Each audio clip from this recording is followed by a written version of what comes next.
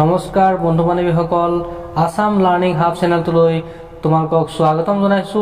আজি লৈ আহিছো এটা নতুন খবৰ। ভাৰতীয় বিমান সেৱা চাকৰি ওলাইছে। প্ৰায় ৩৫০০টামান পদ খালী ইয়াত লিখা দেখা পাইছা। ৩৫০৮টা ৩৫০৮টা পদ খালী। লোডাৰ, হাউচকিপিং আৰু গ্ৰাউণ্ড ষ্টাফ তেনেধৰণৰ কেইবাটাও পদ খালী হৈছে আৰু দৰমহা ভালেখিনি দিছে। কোৱালিফিকেশ্যন মাত্ৰ 10 পাছ হ'লেই এপ্লাই কৰিব পাৰিবা, মানে মেট্ৰিক পাছ কৰিলে এপ্লাই কৰিব পাৰিবা। আজি ইয়াৰ বিষয়ে আমি আলোচনা কৰিম। ইয়াত কেনেধৰণৰ প্ৰচেছ আছে, কি লাগিব আৰু কিমান যোগ্যতাটো ক'লোৱেই আৰু কি বস্তু লাগিব, গোটেইখিনি সবিশেষ আমি আলোচনা কৰিম আজি এই ভিডিঅ'টোতে। গতিকে ভিডিঅ'টো স্কিপ নকৰাকৈ চাই থাকিবা আৰু লাইক এটা কৰি দিবা। তেন্তে পলম নকৰি আজিৰ ভিডিঅ'টো আমি আৰম্ভ কৰিবলৈ লৈছোঁ। আমাৰ হাতত আহি পৰিছে এখন ৰিক্ৰুটমেণ্ট নটিচ। ভাৰতীয় এভিয়েশ্যন ছাৰ্ভিচ অৰ্থাৎ ভাৰতীয় বিমান সেৱাৰ লগত জড়িত কি পদ খালী আছে তাৰ বিষয়ে, কেনেধৰণৰ ক'ত কিমান খালী আছে সেই বিষয়ে আমি এতিয়া আলোচনা কৰিবলৈ গৈ আছোঁ। এতিয়া তোমালোকে এইখন প্ৰথম চাৰ্টখন দেখা পাইছা। ইয়াৰ প্ৰচেছটো আমি অনলাইনে কৰিব লাগিব। পদ খালী আছে ৩৫০৮টা। লাষ্ট ডেট আছে ৩১/10/২৪, মানে অক্টোবৰলৈকে সময় আছে। গতিকে আমি সুন্দৰভাৱে আমি এপ্লাই কৰিব পাৰোঁ। বহুত সময় আছে, গতিকে আৰামত সুন্দৰভাৱে চাই চিটি লৈ ধুনীয়াকৈ এপ্লাই কৰিব পাৰিবা। এপ্লাই কৰা প্ৰচেছটো একেবাৰে ইজি আছে। মই ইয়াৰ নেক্সটত ভিডিঅ' এটা বনাই দিম এপ্লাই কেনেকৈ কৰিব লাগে। এতিয়া তোমালোকে এইখন চাৰ্ট দেখা পাইছা। এই চাৰ্টখনত ইয়াত আছে ক'ত কিমান সংখ্যক পোষ্ট খালী আছে আৰু এই চাকৰিটো একেবাৰে গভৰ্ণমেণ্ট নহয়, প্ৰাইভেট গভৰ্ণমেণ্ট লিখিছে, অৰ্থাৎ ছেমি গভৰ্ণমেণ্ট হ'ব। গতিকে কোনো কথা নাই, ইয়াতো এপ্লাই কৰিব পাৰি। সুন্দৰ দৰমহা আছে আৰু চাকৰিৰ যিখিনি কোৱালিফিকেশ্যন লাগে সেইখিনি ধুনীয়া আছে, বেছি নালাগে। ITI একো নালাগে, নৰ্মেল আছে প্ৰচেছ। গতিকে আমি চাই যাওঁ নাম্বাৰ অফ ভেকেঞ্চি। এইটো যিটো CSA অৰ্থাৎ কাষ্টমাৰ ছাৰ্ভিচ এজেণ্টত আছে ২৬৫৩টা। চেলাৰী ১৩,০০০ পৰা আৰম্ভ হৈ ৩০,০০০লৈকে। কোৱালিফিকেশ্যন 12লৈকে আছে, মানে হাই ছেকেণ্ডেৰী পাছ। লোডাৰ হাউচকিপিঙত আছে ৮৫৫টা পদ খালী। চেলাৰী ১২,০০০ পৰা ২০,০০০ পৰ্যন্ত হ'বগৈ। ইয়াত কোৱালিফিকেশ্যন মাত্ৰ 10 লাগে। এতিয়া নেক্সটত আহিলে কাষ্টমাৰ ছাৰ্ভিচ CSA। বয়স কিমান হ'ব লাগিব? যিটো প্ৰথমত ক'লোঁ CSA, ইয়াত বয়স হ'ব লাগিব 18ৰ পৰা 28 বছৰৰ ভিতৰত হ'ব লাগিব, বা 28 বছৰ হ'লেও হ'ব।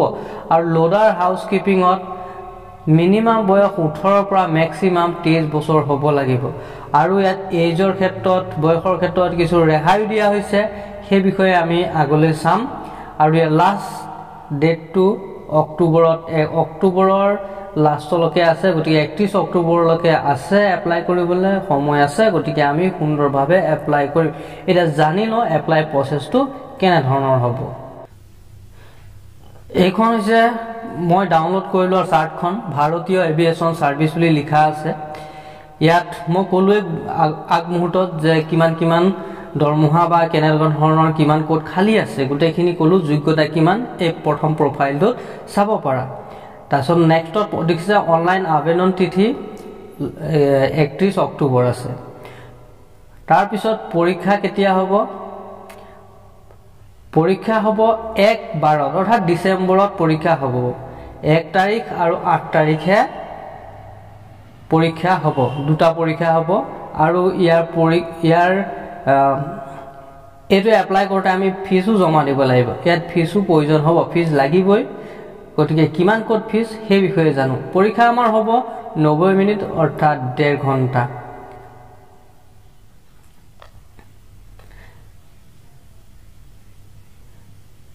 তাৰপিছত আমি দেখা পাম ইয়াত কেইটামান জাননী দিয়া হৈছে। ইয়াত জাননীকেইটা দিয়া হৈছে কি লাগিব, কেনেকুৱা ধৰণৰ লাগিব, এইখিনি বিষয়ে অকণমান দিয়া আছে, সেইখিনি আমি চাই ল'ব পাৰোঁ।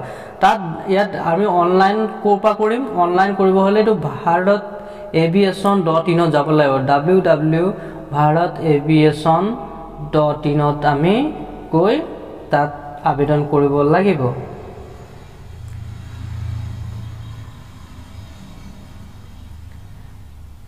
এতিয়া ইয়াত আমাৰ এপ্লিকেশ্যন ফিজ কিমান দিব লাগিব, এপ্লাই কৰোঁতে আমি ফিজ কিমান জমা কৰিব লাগিব।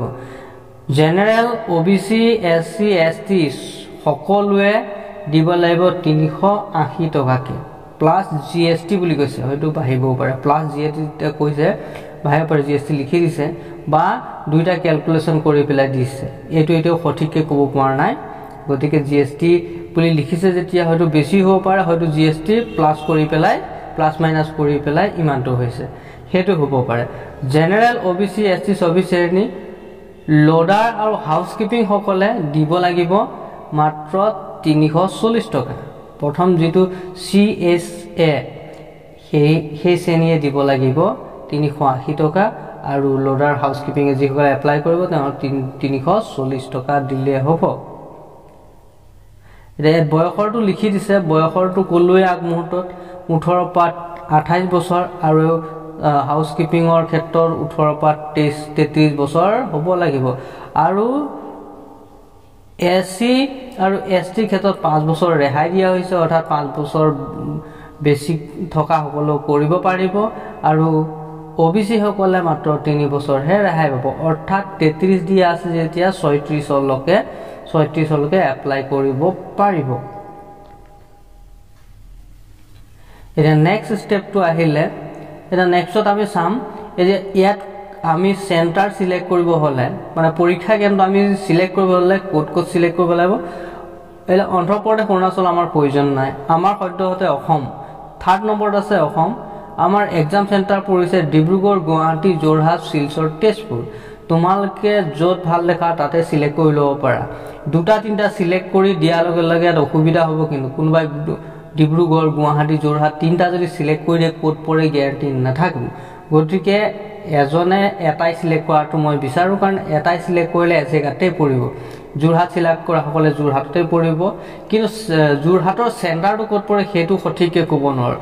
তেজপুৰ পৰিলে তেজপুৰৰ চেণ্টাৰটো ক'ত দিয়ে সেইটো ক'ব, কিন্তু তেজপুৰৰখিনি একেলগে হ'ব। আৰু যদি চেণ্টাৰ বেলেগ বেলেগ চুজ কৰা হয় তেতিয়া ক'ত পৰিব সেইটো কোনেও নাজানে। গতিকে তেজপুৰ চেণ্টাৰ য'ত হ'ব তাতেই পৰিব। আজিৰ বিজ্ঞাপন ইমানখিনিয়ে আছিলে। ভাৰতীয় এভিয়েশ্যন ছাৰ্ভিচৰ যিখিনি পদ খালী আছিলে সম্পূৰ্ণ চৰকাৰী নহয়, গম পালাই তোমালোকে, এইটো প্ৰাইভেট গভৰ্ণমেণ্ট বুলি কৈছে। গতিকে ইয়াতো চিন্তা কৰিবলৈ একো প্ৰয়োজন নাই, এপ্লাই কৰা, চাকৰি এটা সকলোকে লাগে, পালে বৰ ভাল কথা হ'ব। ইয়াতো তেনেধৰণৰ ৰিটেন হ'ব। ফিজিকেল ফিটনেছৰ ক্ষেত্ৰত ইয়াত কোনো ধৰণৰ কোৱা নাই যে ইমান ওখ লাগিব, ইমান দৌৰিব লাগিব, তেনেকুৱা ধৰণৰ ইয়াত এতিয়ালৈকে কোনো ধৰণৰ তেনেকুৱা ধৰণৰ নটিচ জাৰি কৰা নাই। গতিকে ৰিটেন টেষ্টটো আমি পাছ কৰিলে হয়তো চাকৰি পোৱা যাব।